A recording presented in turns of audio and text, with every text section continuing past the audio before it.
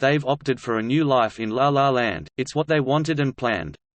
But how long will it be before the Duke and Duchess of Sussex, especially the Duke, begin to experience niggling regrets? As one royal insider, previously a great admirer, said to me recently, Harry has given up everything, literally everything. He has burnt every single bridge back at home. And Meghan? Well, I rather think she's got what she wanted. How fair this waspish conclusion is, remains to be seen. But on Tuesday the Sussexes' brief reign as the royal family's most glamorous and polarizing power couple will end as they officially step back from duties. And they're not hanging about. As I revealed in January, California was always the plan. The move hasn't surprised the royal household, but many feel it appears disrespectful to the Canadian people. The Sussexes made much of the move to a Commonwealth country, and a British realm. It was symbolic of wanting to retain their links with the monarchy. Many within the royal family and the wider household view H&M's decision to quit royal duties in such a rash fashion as a crying shame, both for the couple and the institution. It didn't have to be like this, one source cited as they described as the couple's complete self-absorption. The trouble is that they are so obstinate, stubborn and convinced of the righteousness of their cause, that even if Harry privately regretted it, he wouldn't want to lose faith and admit they were wrong. As a long-term observer of the Duke, I know that, so far, he doesn't regret it, not for a second. And having talked to insiders on both sides, I can reveal the most comprehensive account of the Megsy saga so far. I use the word Megsy with some apprehension. For while Meghan was the catalyst in Harry's decision to walk away, this was very much his decision, too. Which is why it has hurt, really hurt, Harry's family, particularly the Queen, so deeply. Both she and Harry's father, the Prince of Wales, were delighted when Harry met Meghan in the summer of 2016 and quickly decided he wanted to share his life with her. She was bright, beautiful, independent, and as a hard-working career woman, it was hoped she would ground the insecure Harry, who had never found his footing since leaving the army. But this relationship wouldn't be plain sailing. It is a deeply unpopular view with Meghan's supporters. Her critics are accused of racism or misogyny, but she was difficult and demanding with staff. And suddenly the same was being said of a newly emboldened and humorless Harry. Behavior that was acceptable in Hollywood did not go down well in a firm that revolves around a certain CEO. One of the earliest signs that Meghan was determined to do it her way occurred when the Queen invited her to Chester after her wedding in June 2018. The Queen's powerful personal assistant, Angela Kelly, sent a message that Her Majesty would be wearing a hat, polite palace code for "you should be wearing one too." The message came back that Meghan preferred to go bareheaded. The new Duchess was clearly unwilling to acquiesce. Harry declared in the run-up to their wedding that what Meghan wants, Meghan gets after a row about tiaras. But most assumed it would calm down. It didn't. There were tales of screaming at staff, demands about homes, retinue and clothing allowances. As one aggrieved royal insider told me, people had bent over backwards. They were given the wedding they wanted, house they wanted, office they wanted, the money they wanted, staff they wanted, tours they wanted and had the backing of their family. What more did they want? Then, of course, William and Harry spectacularly fell out. William, first I'm told, felt uncomfortable with his brother's new showbiz lifestyle. He felt Harry was rushing things with a woman he barely knew. Harry accused his elder bro of being unsupportive, while Meghan said Kate was cold and uninterested in her.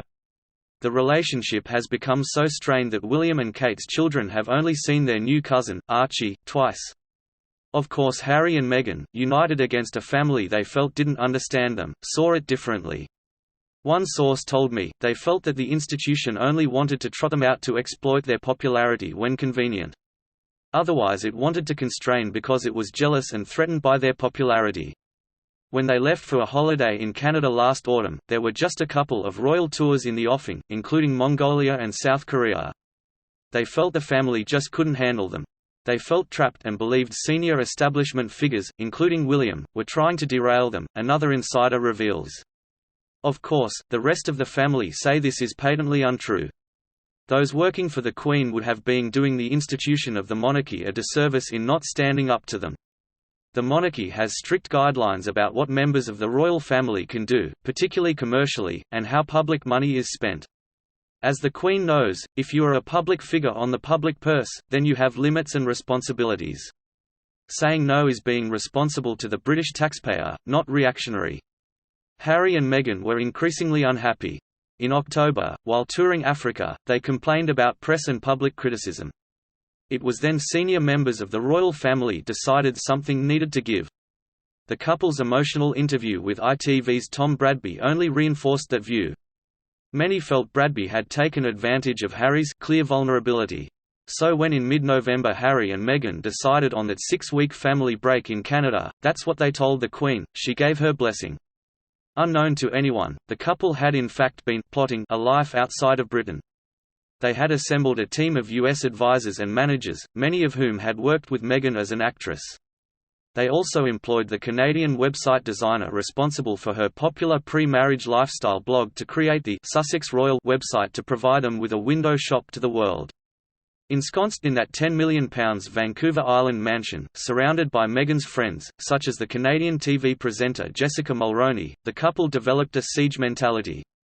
Shortly before they came back to London in early January, Harry contacted his grandmother and father by email to tell them he and Meghan wanted out.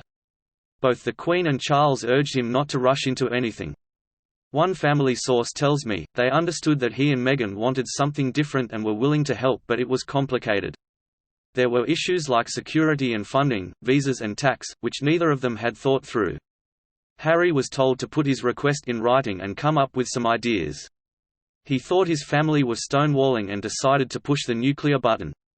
Back in the UK, Harry summoned his senior staff to meet the couple at Frogmore Cottage and told them their plans. They begged him not to go public and warned him that putting all his cards on the table was a dangerous strategy. They didn't even have clue what the term financially independent meant, snorts one insider.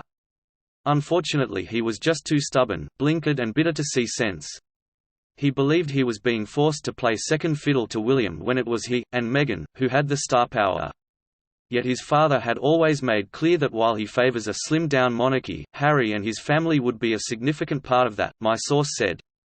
Egged on by Meghan, he released his bombshell statement without telling the Queen first. One courtier revealed, Her Majesty was shocked. People were angry the Queen had been so disrespected. Conference calls were held between the various royal residences. One source told me at the time, they have bombed their way to the table, but there's still a desire to find a solution. The Queen knows she has to sort it. Charles was united with his mother in their resolve. Harry and Meghan could not be allowed to exploit their status commercially, and their plans for a half-in, half-out approach was unacceptable. Harry was devastated to lose his military and Commonwealth roles, but his biggest frustration was being ordered to walk away from their Sussex royal brand. They were obsessed that this was punitive and spiteful. They couldn't see that the Queen had no choice, I am told. In the end, the Sussexes capitulated and walked away to start their new life. One source close to Meghan told me that people needed to understand that marrying into the royal family hadn't been easy for her. She grossly misjudged how culturally different the UK is from America. And then you add to that the protocol. They said. To be fair, she didn't really have any girlfriends to say to her, if you don't wear a hat when you are with the Queen, you are going to mess this up. She didn't understand how bad it was to get something as simple as that so wrong. Harry didn't know how to handle the situation. He would often go in to see his private secretary, Samantha Cohen, begging her to help. It was a bit of a mess. Another senior royal source told me Meghan had issued her husband with a stark ultimatum, Archie and me are your family. Harry had been hopeful of finding a way to marry his desire for more freedom with his royal heritage, but Meghan convinced him there was no other option. She forced him to choose. He has spent 3 months convincing himself he has done the right thing. So where to now? There is talk of their own production company, although the coronavirus pandemic has put plans to launch the couple's charitable activities on hold. There will be an announcement on Megxi Day on Tuesday, but it will largely pass by unmarked. To be honest, they checked out months ago. They have their eyes on a very different prize, sources tell me. Behind them is a gaping wound that will take some time to heal. The Queen doesn't deserve to be treated in this way. It's easy to say Harry and Meghan have made their bed, let them lie in it. But what they have done will have ramifications for possibly generations to come.